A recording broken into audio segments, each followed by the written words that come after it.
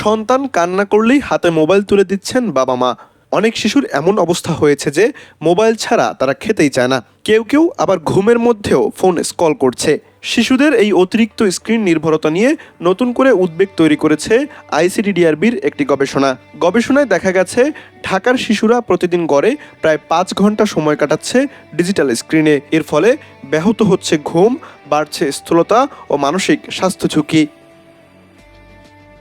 ২০২২ সাল থেকে ২০২৪ সালের মধ্যে ঢাকার ৬টি স্কুলের ৬ থেকে ১৪ বছর বয়সী ৪২০ জন শিশুর ওপর গবেষণাটি পরিচালনা করা হয়। সম্প্রতি গবেষণার ফল প্রকাশিত হয়েছে Journal of Medical Internet Research Human ফ্যাক্টরসে।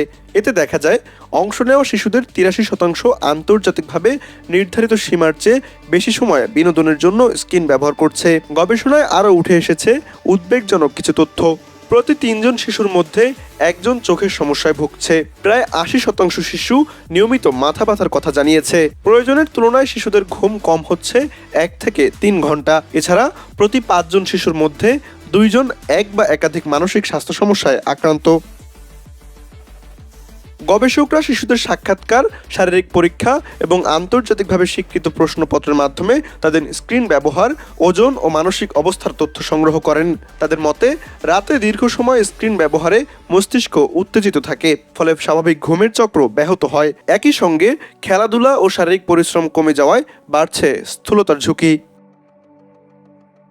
গবেষণার প্রধান গবেষক ডাক্তার শাহরিয়া হাফিজ কাকুন বলেন, শিশুদের ঘুমের সমস্যা, চোখের অস্বস্তি, খিটখিটে মেজাজ, মনোযোগ কমে যাওয়া কিংবা বাইরে খেলাধুলার অনীহাকে অবহেলা করা উচিত নয়।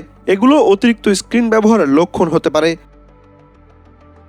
আইসিডিডিআরবি নির্বাহী পরিচালক ডক্টর তাহমিদ আহমেদ বলেন, প্রযুক্তি এখন জীবিকার অংশ হলেও শিশুদের সুস্থতার জন্য স্ক্রিন ব্যবহারের সীমা নির্ধারণ জরুরি।